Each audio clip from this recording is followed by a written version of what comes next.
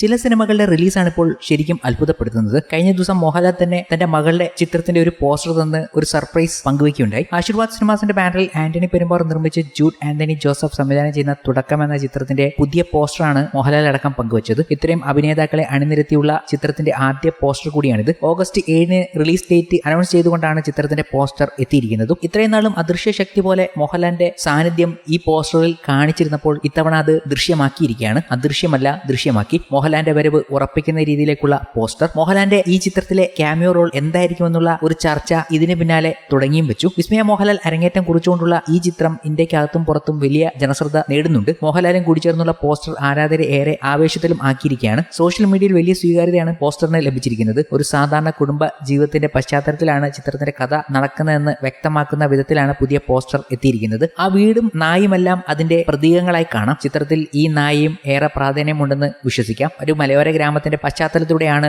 ചിത്രത്തിന്റെ കഥ പുരോഗമിക്കുന്നത്. ചിത്രത്തിന്റെ കഥാപുരോഗതി എന്ന് മുമ്പ് പുറത്തുവിട്ട അപ്ഡേഷനുകളിൽ കൂടെ മനസ്സിലാക്കാൻ കഴിയും. കുടുംബജീവിതം എങ്ങനെ സംഘർഷഭരിതമാകുമെന്നാണ് സംവിധായകനായ ജൂഡ് ആന്റണി ജോസഫ് പ്രേക്ഷകർക്ക് കാണിച്ചു കൊടുക്കാൻ ശ്രമിക്കുന്നത്. ഓണത്തിന് മുന്നോടിയായി പ്രദർശനത്തിന് എത്തുന്ന ഈ ചിത്രത്തിന്റെ പോസ്റ്റ് പ്രൊഡക്ഷൻ ജോലികൾ പുരോഗമിച്ചു വരികയാണ്. വണ്ടിപ്പെരിയാർ, കുട്ടിക്കാനം, തൊടുപുഴ, കൊച്ചി എന്നിവിടങ്ങളിലായാണ് ചിത്രത്തിന്റെ ചിത്രീകരണം പൂർത്തിയാക്കിയത്. എന്തായാലും ചിത്രത്തിന്റെ ഒട്ടുമിക്ക കാസ്റ്റിനെയും കാണിച്ചുകൊണ്ടുള്ള പോസ്റ്റർ ശ്രദ്ധിക്കപ്പെട്ടപ്പോൾ അതിലെല്ലാവരും ശ്രദ്ധിച്ചത് സാക്ഷാൽ മോഹൻലാലിനെ തന്നെയാണ്.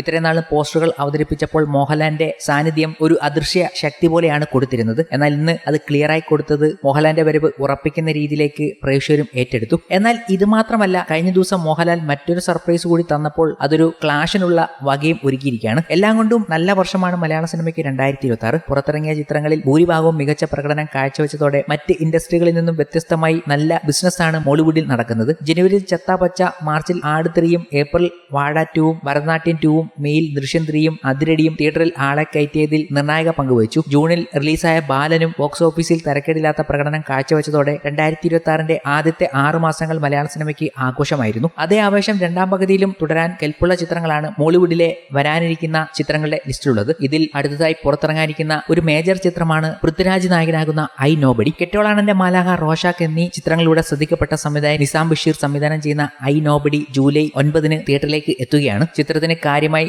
ഭീഷണി ഉയർത്തുന്ന ചിത്രങ്ങളൊന്നും തന്നെ ഈ ദിവസങ്ങളിൽ വരാനില്ലെന്നതും ഐ നോബഡിക്ക് പ്രതീക്ഷ വർദ്ധിപ്പിക്കുന്നുണ്ട്. എന്നാൽ പൃഥ്വിരാജിന്റെ ചിത്രത്തിന് സാക്ഷാൽ മോഹൻലാൽ തന്നെ ഭീഷണി ഉയർത്തുന്ന കാഴ്ചയ്ക്കാണ് സിനിമാ ലോകം സാക്ഷ്യം വഹിക്കുന്നത്. ജൂലൈ 10 തന്റെ ക്ലാസിക് ചിത്രങ്ങളിൽ ഒന്നായ കിരീടത്തിന്റെ റീ റിലീസ് ഡേറ്റ് പ്രഖ്യാപിച്ചുകൊണ്ടുള്ള മോഹൻലാലിന്റെ പോസ്റ്റാണ് ഇപ്പോൾ സോഷ്യൽ മീഡിയയിൽ ശ്രദ്ധിക്കപ്പെടുന്നത്. റിലീസ് ചെയ്ത് 37 വർഷങ്ങൾക്ക് ശേഷമാണ് 4K ദൃശ്യ മികവോടെ ചിത്രം റിലീസിന് ഒരുങ്ങുന്നത്. ലോഹിദാസ്, സിബി മലയിൽ കൂട്ടുകെട്ടിൽ ഒരുങ്ങിയ ചിത്രം കാലമത്ര കഴിഞ്ഞാലും മലയാളി പ്രേക്ഷകർക്കിടയിൽ ചർച്ചയും എന്നുള്ളതിൽ തന്നെ പുതിയ തലമുറയിലെ പ്രേക്ഷകർക്ക് ചിത്രം തിയേറ്ററിൽ ആസ്വദിക്കാനുള്ള അവസരമാണ് ഒരുങ്ങിയിരിക്കുന്നത്. ഇത്തരത്തിൽ റീ റിലീസ് ചെയ്ത മോഹൻലാലിന്റെ തന്നെ ദേവദൂതൻ, ചോട്ടാ മുംബൈ, മണിച്ചിത്രത്താഴ് തുടങ്ങിയ ചിത്രങ്ങൾക്കെല്ലാം മികച്ച സ്വീകാര്യതയും കളക്ഷനും ലഭിച്ചിരുന്നു. എന്നാൽ ഏവരെയും അമ്പരപ്പിച്ചത് കഴിഞ്ഞ മാസം പുറത്തിറങ്ങിയ അല്ലു അർജുന്റെ മൊഴിമാറ്റ ചിത്രം ഹാപ്പി ആയിരുന്നു. ചിത്രത്തിലെ ഗാനങ്ങളും രംഗങ്ങളും തിയേറ്റർ പൂരപ്പറമ്പ് ആക്കിയായിരുന്നു. എന്നാൽ അത്തരത്തിൽ ആസ്വദിക്കാനുള്ള ചിത്രമല്ല കിരീടമെങ്കിലും ചിത്രത്തിനോട് മലയാളികൾക്കെന്നും ഒരു പ്രത്യേക ഇഷ്ടമുണ്ട്. അത് റീ റിലീസിൽ കാണാൻ സാധിക്കുമോ എന്നതാണ് ഉറ്റുനോക്കുന്നതും.